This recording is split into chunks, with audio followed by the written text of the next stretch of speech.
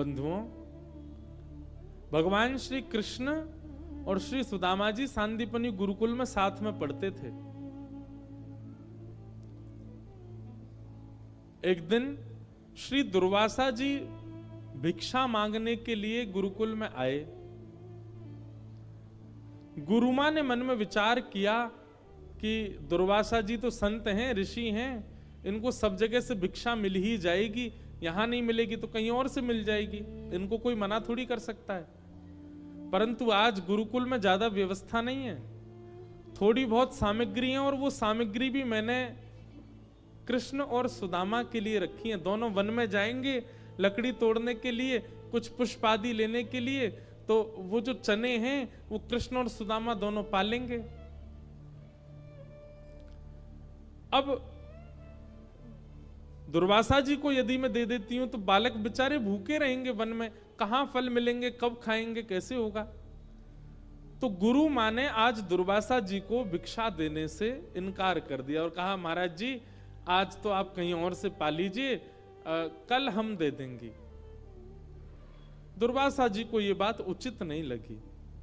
थोड़ी दूर जाकर के दुर्वासा जी ने नेत्र बंद करके अपनी दिव्य दृष्टि से देखा तो 2 पोटलियां रखी थी, उनमें चने भरे हैं, लेकिन फिर भी गुरु मां ने मना कर दिया। दुर्वासा जी ने श्राप दे दिया, श्राप देता हूं, जिनके लिए भी मां ने वो पोटलियां बचा के रखी हैं, जो भी उन चनों को खाएगा वो लक्ष्मीहीन हो जाएगा, उसके जीवन से लक्ष्मी चली जाएगी, भोजन पाने के लाले पड़ जाएंगे उसके लिए। एक ऋषि को देने से मना कर दिया और कमंडल से जल लेकर के छोड़ दिया दुर्वासा जी ने। दुर्वासा जी तो चले गए, पर दुर्वासा जी जहां खड़े थे वहीं एक वृक्ष के पीछे श्री सुदामा जी महाराज कुछ पुष्प तोड़ रहे थे, और सुदामा जी ने वहीं बैठे बैठे यह देख लिया कि दुर्वासा जी उन चनों को शापित कर गए हैं। सुदामा जी दौड़ करके जाके उन चनों को देखना चाहते थे कि मां किसी को दे ना दे, लेकिन तभी देखते हैं कि सामने से श्री कृष्ण ऊंची धोती पहने, सिर पर स्वाफा बांधे, गले में पटका डाले और रस्सियां लादे वन की ओर जा रहे हैं। और सुदामा जी चलो, गुरुदेव के यज्ञ के लिए समिधा लेके आनी है, वन में जाना है, वन जाकर के बढ़िया लकड़ी पुष्प आदि लेके आने, और आज तो मैया ने कुछ प्रसाद के लिए भी दिया है। तभी ठाकुर जी ने पीछे से 2 पोटलियां निकाल करके सुदामा जी को दिखाई, देखो मैया ने हमारे लिए भोजन भी रख दिया है, कुछ चने रखे, बढ़िया वन में जाएंगे, वृक्ष के ऊपर बैठ के दोनों भाई खाएंगे प्रेम से। सुदामा जी बोले, यदि मैं सत्य बता दूंगा तो कन्हैया मुझे खाने नहीं देगा, स्वयं खा जाएगा, और इन पोटलियों को कहीं फेंक भी नहीं सकते, कोई और खा लेगा तो वो लक्ष्मीहीन हो जाएगा। कुछ भी हो जाए सुदामा, तेरो कन्हैया नहीं खावे इनको, बस ये विचार करिए। सुदामा जी थोड़ी दूर चल के बोले, लाला एक काम कर, बाकी सब सामान तू ले ले, वो चनान की पोटली मोए दे दे, तेरो भरोसा ना है, भूखे प्यासे से बैठे हम, कहीं गिर दई तो फिर का खाएंगे वन में जाके, मैं संभाल के ले चलूंगा, ला मोए दे दे। और ठाकुर जी से दोनों पोटलियां छीन ली और अपनी कमर में बांध ली। अब सुदामा जी केवल अवसर देख रहे हैं, कब अवसर मिले और कब एक एक चना इनमें से मैं खा जाऊं, कन्हैया को नहीं मिले कहीं, मेरो लाला लक्ष्मीहीन हो ये मैं देख ना सकूं। और तभी जोर की वर्षा होने लगी। सामने एक विशाल वृक्ष था। ठाकुर जी वृक्ष पर चढ़ने में थोड़ी देरी लगाते हैं, लेकिन सुदामा जी झटपट चढ़ जाते हैं। सुदामा जी ने विशाल वृक्ष देखा, दौड़ करके गए और झटपट उसके ऊपर चढ़ गए। ठाकुर जी नीचे से धीरे धीरे चढ़ रहे थे, तभी सुदामा जी ने दोनों पोटलियां खोली और मुट्ठी में भर भर के, पूरा मुख में भर जाए इतना, ऐसे पाने लगे। ठाकुर जी ने चढ़ते चढ़ते ऊपर देखा, ऊपर देख के बोले, ए सुदामा जी क्या कर रहे हो तू? अरे भैया वो अकेले तेरे काजे ना है, बा में मेरे काजे रखे गुरु माँ ने, मैं हूं खाऊंगा, अरे नेक डट जा, नेक रुक जा, ऐसा मत करे भैया, मैं हूं, आ रहा हूं ऊपर। सुदामा जी के नेत्रों से आंसू गिरते जा रहे हैं और ज्यों ज्यों चने खा रहे हैं बस मन में भाव रखते हैं, मेरे लाला सदा प्रसन्न रहे, मेरो लाला सोने की नगरी में राज करे, मेरे लाला की लक्ष्मी दासी है जाए, मेरे लाला को पूरा परिवार, पूरा कुनवा सब आनंद में रहे। हे विधाता, मेरे अधिकार के, मेरे जीवन की सब लक्ष्मी भी मेरे कन्हैया को मिल जाए। और ऐसा कहते कहते श्री सुदामा जी सारे चने खा गए। ठाकुर जी जब तक ऊपर पहुंचे, सुदामा जी के नेत्र लाल पड़ रहे थे, आंसू भर रहे और पूरा मुंह एक बानर के भांति भरा हुआ था। भगवान बोले, सुदामा ये वास्तव में तू ही है? ए तेरे अंदर तो सबरे गुण देखे मैंने, पर ये आज पहली बार दुर्गुण देखो कि तू मेरे अधिकार के भोजन को पागो। तू को नेक दया नहीं आई, मैं सुबह से भूखा हूं, मैंने कछु पायो नहीं है। अरे इतनो ज्यादा लोभी तो तुझे ना होना चाहिए कि तू मेरे बट के चना ने खा गयो। और ठाकुर जी सुदामा जी से नाराज हो गए। सुदामा जी बार बार ठाकुर जी को पकड़ के हृदय से लगाएं, लाला तू सदा प्रसन्न रहेगो, तू सदा खुश रहियो, बस तो को कभी कोई के आगे हाथ नहीं पसारने पड़े, पूरी दुनिया तेरे आगे हाथ पसारे। अरे तू दूर हट जा सुदामा, कैसी बात कर रहो, मेरे बट के चनान ने खा गए और यूं कह रहा हूं मुझसे कि पूरी दुनिया। अरे लाला तू अभी ना समझेगो, बाद में तुमको पता चलेगी। ठाकुर जी बहुत दिनों तक सुदामा जी से बोले नहीं। कुछ समय बाद विद्यालय पूर्ण हो गया, सब बालक अपने अपने घर को जाने लगे। ठाकुर जी मथुरा प्रस्थान कर रहे थे, सुदामा जी समीप गए, ठाकुर जी को हृदय से लगाया, लाला तू सदा प्रसन्न रहियो और खूब खुश रहियो, और मेरा आशीर्वाद है लाला, मैं ब्राह्मण हूं, तू को आशीर्वाद दे सकूं, चल मेरे चरण में प्रणाम कर। ठाकुर जी प्रणाम करे, सुदामा जी कह रहे तू सदा प्रसन्न रहे लाला, तो पे कभी कोई कमी नहीं होगी। भगवान बोले तू घूम फिर के यही बात क्यों कहे? ए सुदामा तो पे कोई और आशीर्वाद नहीं है, बस यूं ही कि तू सदा प्रसन्न रहे, तू सदा भरो भय रहे, तो पे सब कछु आ जाए। सुदामा जी कैसे बताएं अपने मन की बात? वह अंतिम मिलन था ठाकुर जी का सुदामा जी से। ठाकुर जी पहुंच गए मथुरा और कुछ ही दिनों बाद ही सुदामा जी का आशीष फलने लगा, सोने की नगरी के राजा श्री द्वारिकाधीश बने। पूरे यदुवंश का आनंद होने लगा, किसी को कोई कमी नहीं थी महाराज। लेकिन सुदामा जी जब अपने नगर पहुंचे, पूरा परिवार उजड़ने लगा, घर से लक्ष्मी जाने लगे, माता पिता भी चले गए, भाई बंधु भी अलग हो गए, घर में धन कमाने की कोई जगह नहीं थी। बेचारे सुदामा जी ने कर्जा लेकर के अपना विवाह किया और आधे से ज्यादा जीवन निकल गया, ब्याह का लिया हुआ कर्जा ही नहीं चुका पा रहे हैं। बंधुओं, सखा हो तो सुदामा जी जैसा हो, नहीं तो हो ही नहीं। ऐसा प्रेम कहां है संसार में?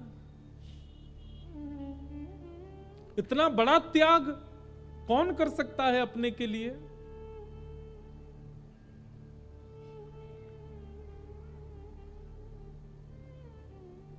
जिन वस्त्रों में सुदामा जी रोज रहते हैं, उन्हीं वस्त्रों में विवाह करके आए हैं। छोटे छोटे बालक हुए सुदामा जी के, धीरे धीरे वे बालक बड़े हुए, कुछ लोगों ने सहायता कर दी तो बालकों को थोड़ा पढ़ लिखने में थोड़ी सहूलियत हो गई, पर वे बालक भी 3-3 दिन तक कुछ नहीं पाते, क्योंकि घर में व्यवस्था नहीं है। पर सुदामा जी के चेहरे पर इस बात का कोई कष्ट नहीं, कोई गम नहीं, कोई पीड़ा नहीं, बल्कि सुदामा जी का नित्य नियम है, रोज अपने नगर के बाहर खड़े हो जाते हैं और तीर्थ से आने वालों से पूछते हैं, कोई द्वारिका से आ रहा हो तो मुझसे मिलके जाए। और जैसे ही कोई कहता हम द्वारिका से आए तो उससे पूछते हैं द्वारिका कैसी है। सब छोड़ो, मेरो लाला कैसो है, वो प्रसन्न है ना, वाकू कोई चिंता तो नहीं, वाकू कोई पीड़ा तो नहीं, मेरे लाला को छींक भी नहीं आ जाए। और जब कहते अरे महाराज उनके तो बड़े ठाट हैं, सोने की नगरी में रहते हैं, और श्री नन्हे से ठाकुर जी 16,108 विवाह हुए उनके, और ऐसा कहते हैं उनकी बड़ी पत्नी जो रुक्मणी है साक्षात लक्ष्मी है।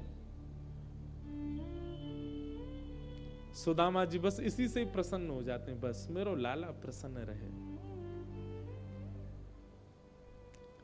ऐसे त्यागी महापुरुष हैं श्री सुदामा जी, जिन्होंने ठाकुर जी के लिए सब त्याग दिया।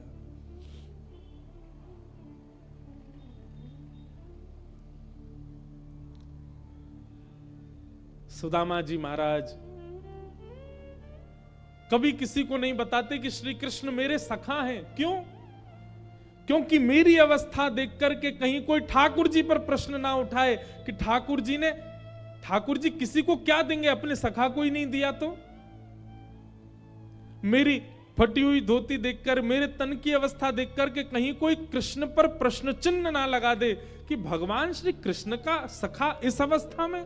इसलिए किसी को नहीं बताते कि श्री कृष्ण मेरे सखा हैं। अपनी पत्नी को भी नहीं बताया।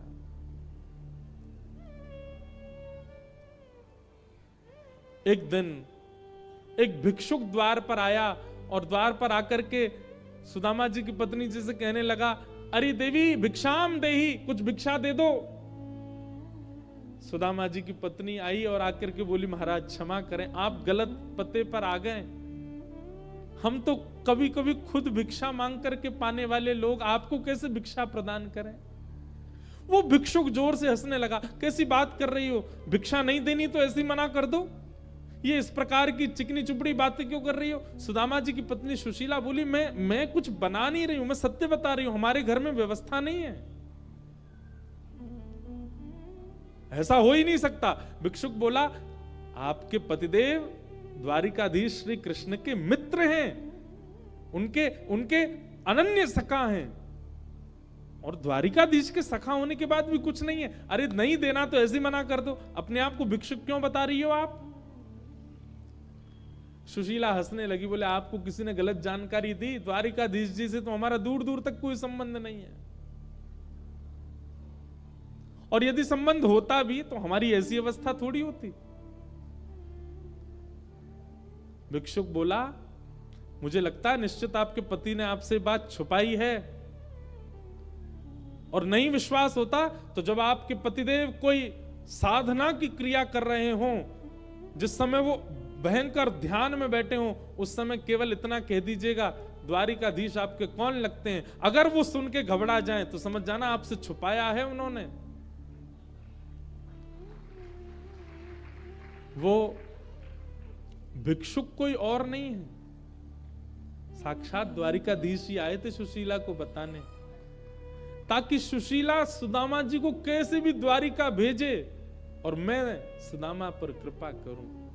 वैसे कृपा तो ठाकुर जी की है ही सुदामा जी पर चाहते हैं एक बार सुदामा जी से मिलना और पूरी द्वारिका में सुदामा जी के चरण पड़वाना।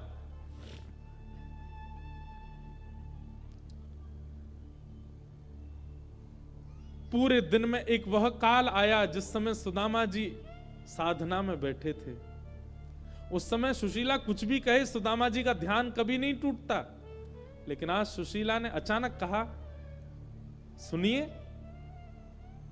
द्वारिकाधीश आपके कौन लगते हैं। और यह सुनते ही सुदामा जी के नेत्र खुल गए और जीव लड़खड़ाने लगी, कुछ का कुछ बोलने लगे, नहीं कुछ नहीं, हमारे ठाकुर जी लगते हैं द्वारिकाधीश, और कौन लगेंगे। बोले आप इतने घबरा गए, आपकी साधना तो कभी टूटती नहीं, चाहे बालक कितना भी हल्ला करे, मैं कुछ भी कहती रहूं, आज कैसे आपके नेत्र खुल गए। आपको मेरी सौगंध सत्य बताइए, द्वारिकाधीश से आपका क्या संबंध है। सुदामा जी के नेत्र सजल हो गए। क्या बताऊं सुशीला, सखा बताऊं या प्राण बताऊं।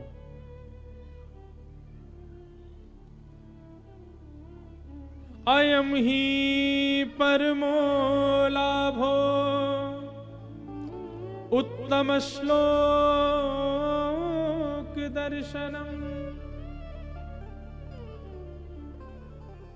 व्यवहार में कहूं तो सुशीला श्री कृष्ण मेरे सखा हैं। आध्यात्मिक भाव से कहूं तो श्री कृष्ण मेरे परमात्मा हैं। और मानवीय भाव से कहूं तो श्री कृष्ण मेरी आत्मा है, मेरे प्राण है। हम दोनों साथ में गुरुकुल में पढ़ते थे, सांदीपनी गुरुकुल में। एक ही कक्ष में सोते थे, एक ही बिस्तर में सोते थे, शीतकाल के समय एक ही रजाई में सोते थे।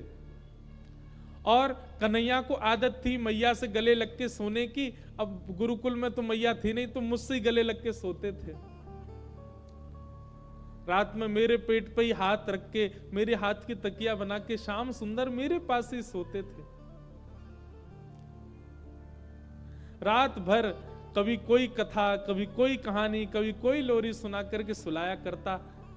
विद्यालय में गुरुदेव गृह कार्य देते थे और कन्हैया पढ़वे लिखवे में तो दूर दूर तक ना हो। सुशीला पढ़ तो ही ना हो, खूब ले ले कि मैं बैठा के कहतो लाला ने पढ़ ले, पढ़ तो ही ना हो, बस ऊध हम करवा लो। अपनो गृह कार्य भी करतो और कई बार तो अपनो बाद में करतो, पहले कन्हैया को करतो। क्यों? वहां को गृह कार्य नहीं भयो तो गुरुजी दंड देंगे। कई बार स्वयं दंड ले लेतो, लेकिन कन्हैया को कभी दंड नहीं लगने दियो। एक ही थाली में भोजन करते और थाली में ही नहीं करते, एक दूसरे को झूठो खा जाते। ऐसे हम सखा। सुशीला जी बोली तो फिर आज ये स्थिति क्यों है?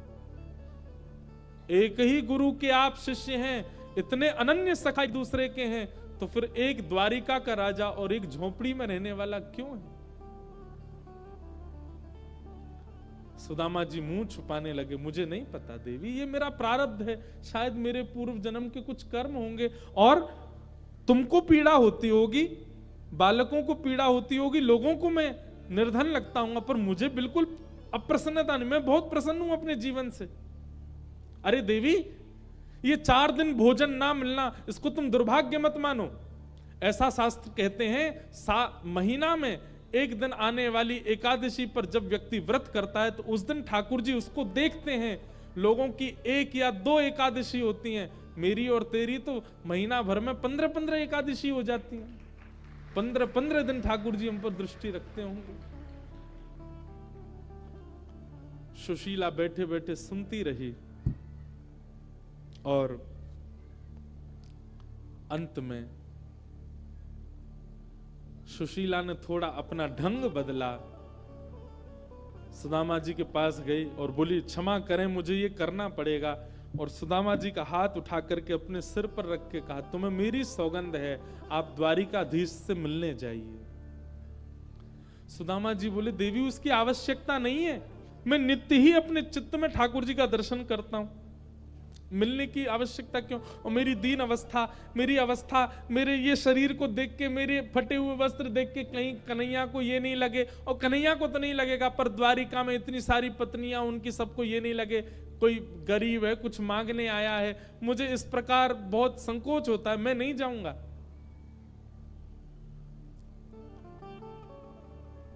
लेकिन सुशीला के बार बार कहने पर, बच्चों की सौगंध दे दी, अपनी सौगंध दे दी, तब सुदामा जी बहुत द्रवित और दुखित हृदय से बोले ठीक है मैं जाता हूं, मुझे जाने में सुख है कि मैं द्वारिकाधीश का दर्शन करूंगा, पर मुझे इस बात का कष्ट है कि कहीं कन्हैया ये ना सोच ले कि मैं कुछ मांगने आया हूं।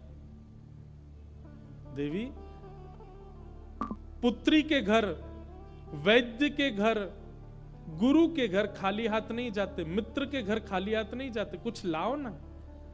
सुशीला जी गई, 4 घर से अलग अलग चावल लेकर के आई। एक ही घर से ला सकती थी, पर जानबूझ के 4 घर से लाई, ताकि कृष्ण को पता चले कि एक अन्न का दाना भी सुदामा के घर का नहीं है। और एक पोटली बना करके सुदामा जी को दे दी। सुदामा जी जा रहे हैं।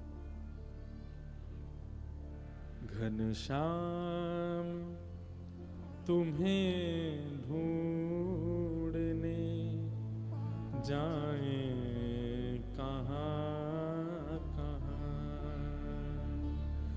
घनश्याम तुम्हें ढूंढने जाए कहाँ घनश्याम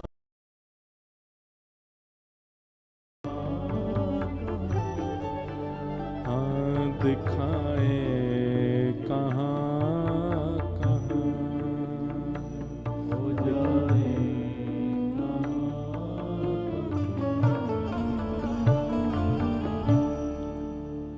चलते जा रहे हैं सुदामा जी। कितने दिन बीत गए, दिन की कोई गिनती नहीं है।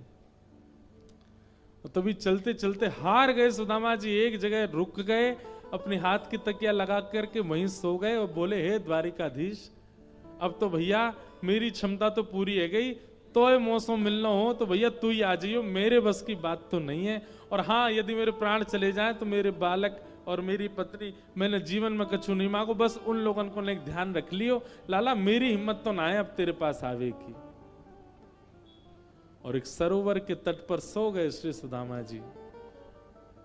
थोड़ी देर सोए होंगे कि इतने में ही जय श्री कृष्ण जय श्री कृष्ण जय श्री कृष्ण जय श्री कृष्ण नाम की ध्वनि आने लगी।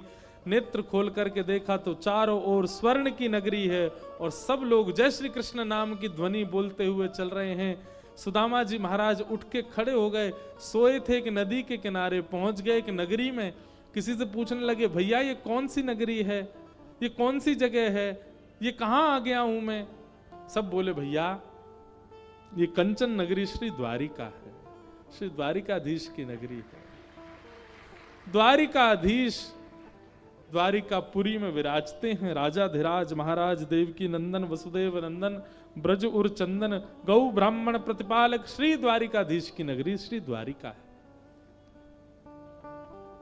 सुदामा जी तो रोने लगे, नाचने लगे, वारे मेरे कन्हैया, हम अधम करवे में पीछे ना हटे और लाला तू कृपा करवे में पीछे ना हटे। दोनों की होड़ लगी है। मुझे पद याद नहीं, स्वामी श्री हरदास जी का एक बहुत अच्छा पद है कि हमारी और ठाकुर जी की होड़ लगी है। कैसी होड़? हम तो पाप करने में आगे भाग रहे हैं कि देखो हमने ये पाप और किया, ये नया पाप और किया, ये देखो ये किसी ने नहीं किया, ये मैंने कर दिया ठाकुर जी। और ठाकुर जी कृपा की होड़ कर रहे हैं। हमारे जितने पाप होते हैं सब पर ठाकुर जी पानी डाल देते हैं कृपा का। दोनों में होड़ लगी है, हम में और ठाकुर जी। हम पाप की होड़ में, हम पाप कितना करें, और ठाकुर जी कृपा की होड़ में, ठाकुर जी कृपा कितनी करें। सुदामा जी महाराज द्वार पर पहुंचे। द्वारपालों के लोग बाग कहते हैं द्वारपालों ने धक्का दे दिया, ऐसा नहीं हो सकता। भगवान श्री कृष्ण के द्वारपाल इतना भी शिष्टाचार नहीं जानते कि किससे कैसे मिलना चाहिए। द्वारपालों से जाकर के कहा, पहले ही सुदामा जी ने समझा दिया, भैया हमारी तन की स्थिति, हमारे वस्त्र, हमारी अवस्था देख करके ये मत सोचना हम कुछ मांगने आए हैं। हम आपके द्वारिकाधीश के बाल्यकाल के सखा हैं, नाम हमारा सुदामा है, उनको केवल देखने आए हैं। पत्नी ने सौगंध देके भेजा है कि द्वारिका होके आओ। द्वारिका तो आ गए, अब बस कोई खिड़की से हमको कन्हैया और दिखा दो, वहीं से देख के चले जाएंगे, मिलना भी जरूरी नहीं है, और यदि मिलवा सको तो भैया बड़ी कृपा। द्वारपालों ने कहा, ठाकुर जी अभी राजभोग रोक रहे हैं, हम संदेशा भिजवा देते हैं, आप बैठो।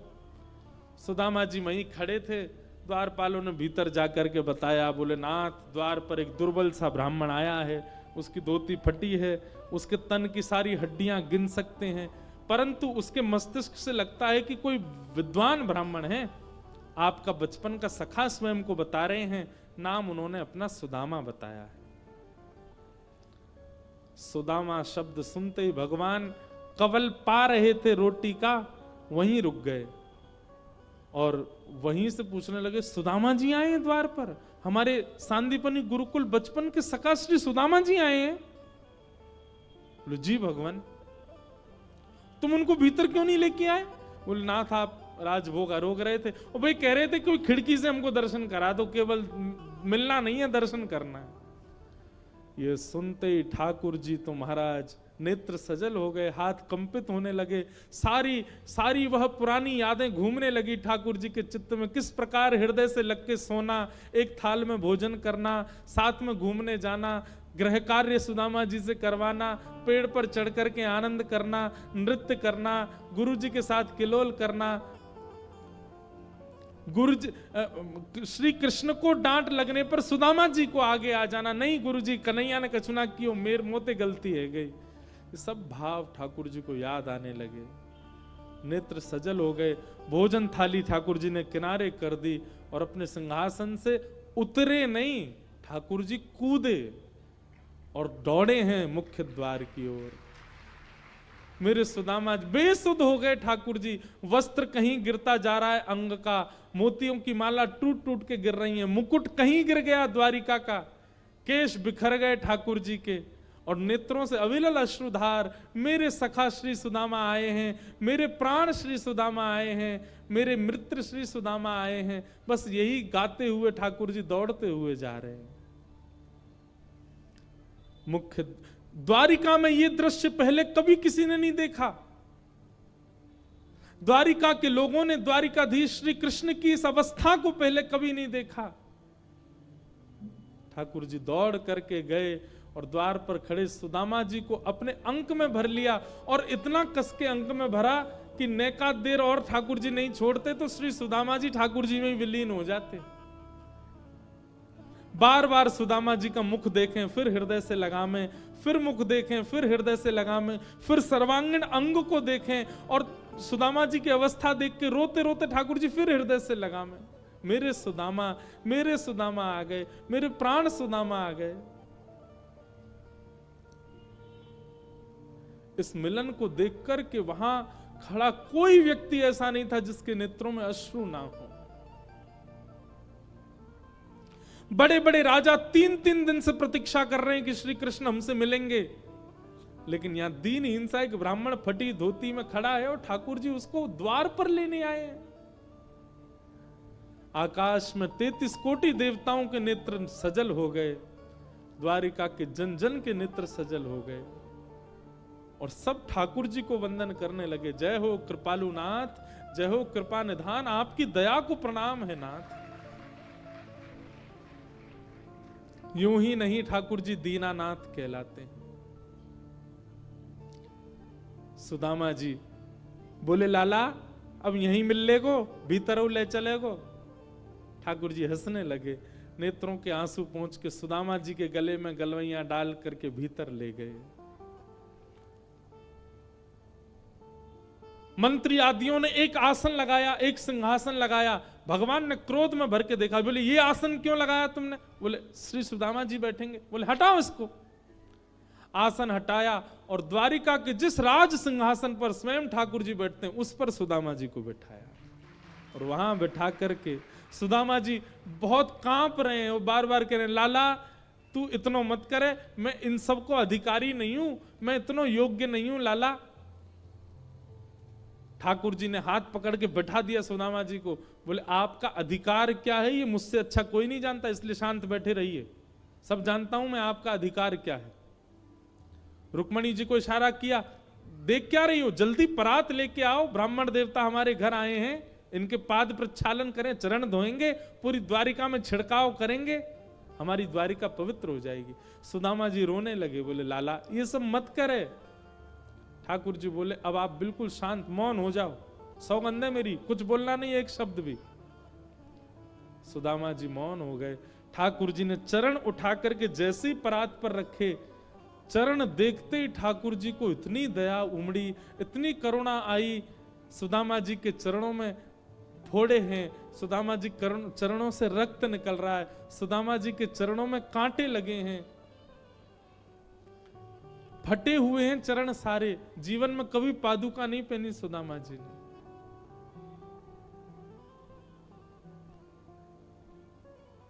रुक्मणी जी जल का पात्र लेकर के आती, तब तक तो ठाकुर जी के इतने नीर बहे। देख सुदामा की दीन दशा, करुणा करके करुणा निधि रोए। पानी परात को हाथ छुयो नहीं, नैनन के जल सो पग धोए। ठाकुर जी अपने नेत्रों के अश्रुओं से सुदामा जी के चरण धो रहे हैं, और वह जल रुक्मणी जी से कह दिया, जाओ हमारी पूरी द्वारिका के कोने कोने में इसका छिड़काव करना, ताकि हमारी द्वारिका पवित्र हो जाए। सुदामा जी ने सिंहासन से उतर करके ठाकुर जी को हृदय से लगा लिया। लाला सांची कहूं, मुकु कभी ऐसा नहीं लगो कि मेरो लाला दूर, पर कभी एक आध बार पूरे जीवन में एक बार ऐसो मन में भाव आयो कि कहीं लाला मोए भूल तो ना गयो। पर तेरो ये प्रेम देख करके लाला मुकु आज विश्वास है गयो कि मेरो लाला भूले ना है। एक बार जाग से प्रेम कर ले, एक बार जाकू अपना ले, सदा जीवन भर वाकू याद रखे। इस प्रकार श्री सुदामा जी का ठाकुर जी से प्रेम मिलन हुआ।